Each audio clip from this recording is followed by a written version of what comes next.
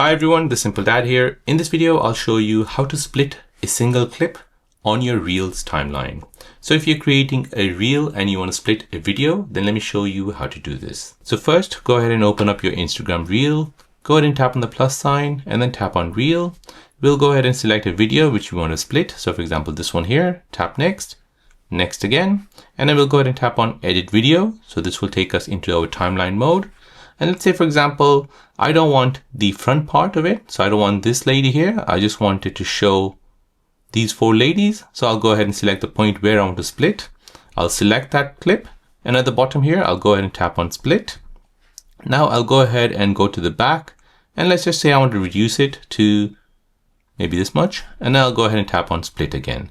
Now I only want to keep the center bit. So I can go ahead and select the front bit, discard it. I'll go ahead and select the back bit, tap on discard, and now I have only the center bit left. So there you go, guys. That is how to split a video clip on your Reel timeline on Instagram. If you're new on the channel and you want to find out more about your iPhone, your Android phone, or any other social media apps, then don't forget to subscribe to this channel to become a part of the Simple Dad community. Hit the like button if you find this video useful.